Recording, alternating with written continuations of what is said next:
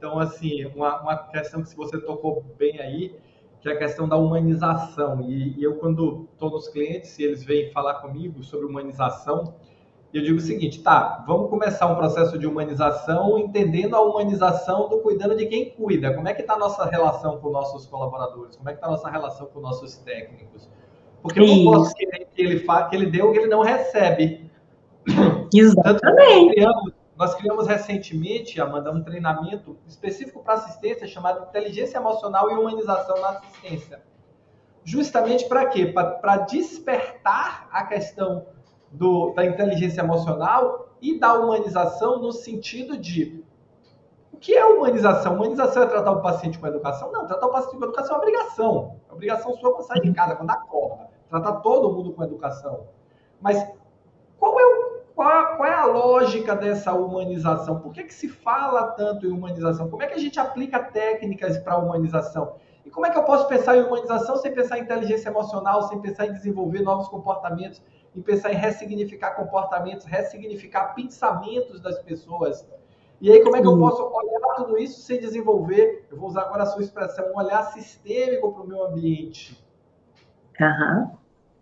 Então, essa construção que cada vez mais, por quê? Porque eu digo isso já há 20 anos. Pessoal, quanto mais tecnologia na saúde, mais eu preciso de gente.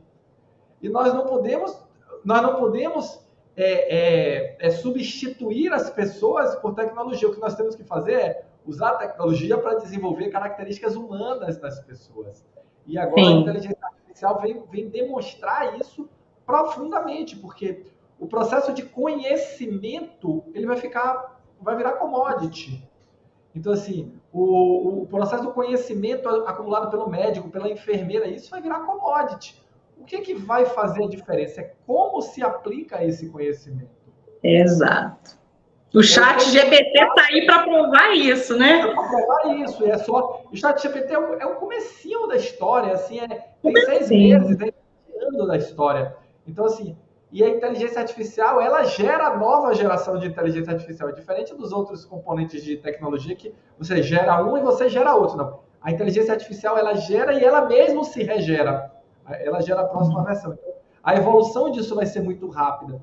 E aí eu tenho me preocupado muito em questionar isso, de como é que toda essa tecnologia vai chegar. Ela vai chegar desumanizando as pessoas ou ela vai chegar para humanizar mais o sistema? Será que vai ser aceitável por quanto tempo um médico que não olha para o paciente, que não pega no paciente, que não desenvolve um olhar atento, uma atenção plena para o paciente?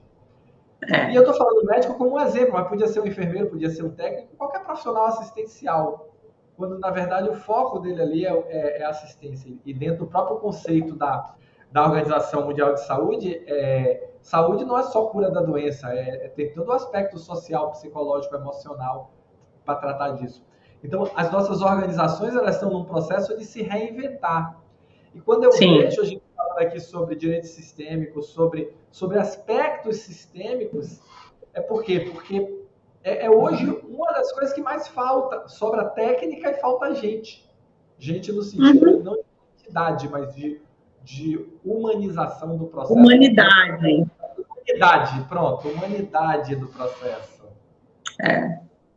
E é isso mesmo. E aí você percebe, a gente tendo abrindo um pouco mais o nosso campo de visão, que o próprio judiciário agora está se abrindo para isso, né? Então nós já temos aí a preocupação, porque eu vou falar alguns números aqui que eu trouxe aqui que o CNJ apresentou, eu vi uma pesquisa aqui, os números eles estão só alarmantes, então a gente entrou numa frenética de conflito e joga para justiça e só.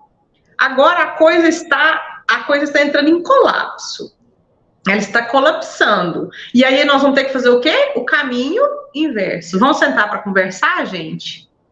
Vamos sentar para conversar, vamos sentar para entender. E aí é o que você falou, a inteligência artificial ela vai virar commodity o conhecimento, mas como conduzir?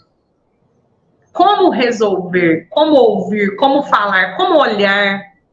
Como fazer gestos, né?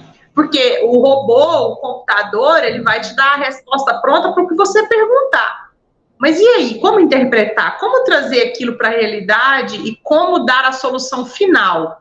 É ali que vai estar digamos assim, a sensibilidade desses profissionais. Então, olhar para esse novo mundo é indispensável.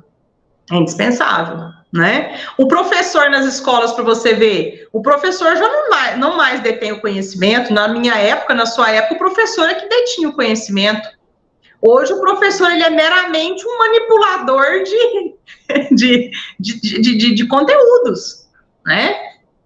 É o que ele faz. Você tocou uma questão interessante, que é assim, a saúde tem o desafio de se reinventar com toda essa nova tecnologia. Mas a saúde ela tem duas metades, né? Ela tem uma metade que é a medicina, que ela é século XXI, ela não parou jamais, jamais, muito pelo contrário, ela é século XXII já. E você tem toda a parte de gestão e relações humanas, onde existe uma grande oportunidade de desenvolvimento. Quando nós olhamos para a educação, eu vejo uma área que ela toda precisa ser reinventada, ela continua no modelo industrial do tipo, a informação é escassa, você tem que estudar, você tem que decorar, fazer uma prova. Para quê? Para quê? Para quê? Na verdade, a gente deveria estar desenvolvendo nas crianças, nas universidades, capacidades de utilizar essa informação toda para poder juntar tudo isso e sair do outro lado. São capacidades diferentes da capacidade industrial, onde eu tenho informação escassa, onde eu tinha informação escassa, hoje eu tenho informação abundante. Onde eu tinha um processo de dificuldade de acesso à informação, hoje eu tenho facilidade de acesso à informação. A gente tem, cada um agora, tem toda a informação do mundo na sua mão. No celular, toda a informação do mundo no celular, aqui, disponível. Então, o que acontece? E as pessoas simplesmente não sabem utilizar essa informação, não usam para nada. Para nada. Tá tudo disponível. E você faz o que com ela? Nada. Quando, na verdade, nós devíamos estar treinando essas pessoas para o que fazer com tanta informação. E aí eu vou voltar para o sistema de saúde, que é o mesmo desafio de todas as outras áreas. Dentro do sistema de saúde nós temos a mesma coisa. Cada vez eu tenho mais informações. Eu estava com o professor Sabatini semana passada, ele dizendo, olha, por ano é publicado mais ou menos 1,5 milhão de artigos científicos só na área da medicina, em todo o mundo. Aí antes, quer dizer, para eu ler o artigo em inglês, eu tinha que saber inglês. Para eu ler o artigo em russo, eu tinha que saber russo. Para eu ler o artigo em chinês, eu tenho que saber chinês. Agora eu não preciso mais. Eu faço uma pergunta em português, a inteligência artificial converte para diversas línguas, vai buscar o resultado nas diversas línguas e traduz de novo as respostas para mim. Ou seja, todo o conhecimento do mundo literalmente passou a ficar à minha disposição, porque eu não preciso mais nem saber outras línguas para poder ter acesso a ele. Eu posso, Roberto, mas você já podia entrar no Google Translator e mandar ele traduzir. Mas eu tinha que ler o artigo inteiro, agora a coisa já vem mais mastigada. E se ela vem mais mastigada, é um problema, meu problema não diminui, ele aumenta. Por quê? Porque a maioria das pessoas tende a utilizar o cérebro na zona de conforto, e a zona de conforto, ela vai fazendo com que você busque cada vez menos.